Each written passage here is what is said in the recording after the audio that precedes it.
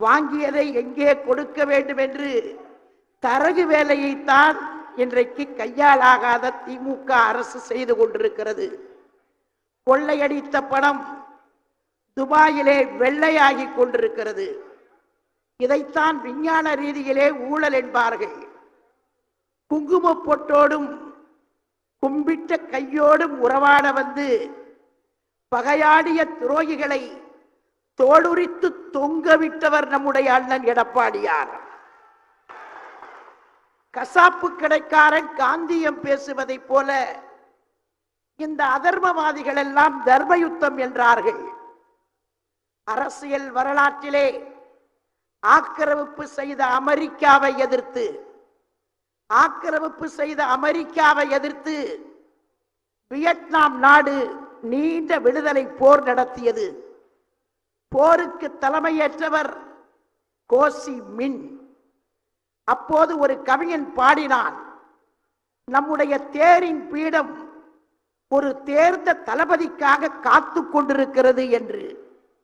அதே சூழ்நிலைதான் இப்போதும் நிலவிக் கொண்டிருக்கிறது நம்முடைய தமிழ்நாட்டிலே. அரச பீடம், அரச நாற்காலி அண்ணன் எடப்பாடியாருக்காக காத்து கொண்டிருக்கிறது. சமீபத்திலே உலுக்கிய தமிழ்நாட்டையே புரட்டி போட்ட புயல் வெள்ளத்தை கையாளாக தெரியாமல் திமுகவின் கையாளாகாத அரசு இன்றைக்கு மக்கள் மத்தியிலே வெறுப்பை சந்தித்துக் கொண்டிருக்கிறார்கள். மக்கள் கோபத்திலே கொந்தளித்துக் கொண்டிருக்கிறார்கள்.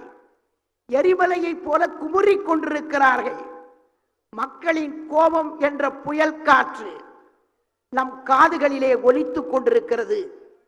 குமுறும் எரிமலையை நம் கண்கள் பார்க்க தொடங்கி இருக்கிறது. அரசியல் வரலாற்றிலே அறிவியக்கத்தின் பங்கு மகத்தானது. சாக்ரட்டிஸ், பிளாட்டோ, அரிஸ்டாட்டில் என்று தொடங்கி வால்டேர், ரூசோ என்று வளர்ந்து கார்ல் மார்க்ஸ், ஏங்கல்ஸ், லெனின் என்று வெற்றிகளை குவித்தது அறிவியக்கம்தான். தமிழ்நாட்டை பொறுத்தவரை தந்தை பெரியார் தொடங்கி வைத்த அறிவு புரட்சி, பேரறிஞர் அண்ணா, புரட்சி தலைவர், புரட்சி தலைவி அம்மா என்று வளர்ச்சி பெற்று இன்று திராவிட இயக்கத்தின் வடிவமாக அந்த மகத்தான தலைவர்களின் வாரிசாக நம்முடைய அண்ணன் எடப்பாடியார் விளங்கிக் கொண்டிருக்கிறார்.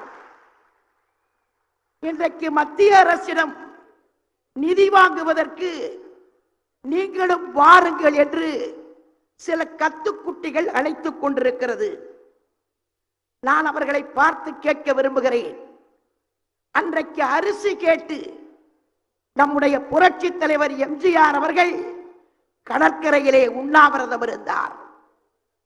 நம்முடைய அம்மா அவர்கள் காவிரி நதிநீர் கேட்டு கடற்கரையிலே உண்ணாவிரதம் இருந்தார். அன்றைக்கு இந்த அறிவு எங்கே போனது? ஆதரவு தந்தார்களா? உடன் வந்தார்களா? அண்ணன் எடப்பாடியாரை அழைக்க கூட தகுதி இல்லாத சில ஜென்மங்கள் இன்றைக்கு கேட்டுக் கொண்டிருக்கிறார்கள்.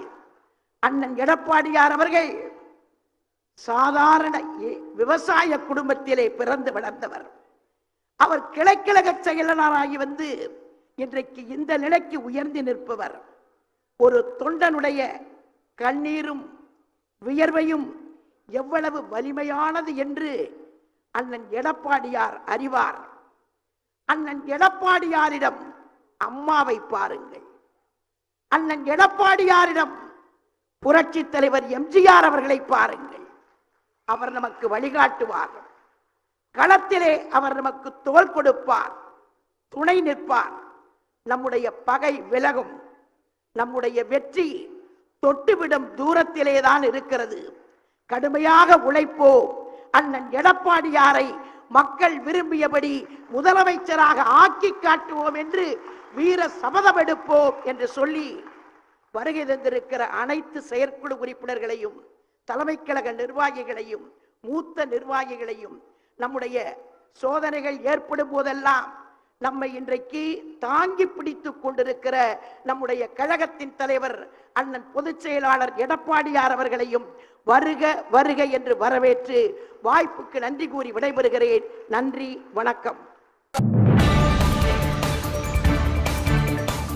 செய்திகளை உடனுக்குடன் தெரிந்து கொள்ள நமது அம்மா இணையதள தொலைக்காட்சியை சப்ஸ்கிரைப் செய்து அருகில் உள்ள பெல் ஐகானை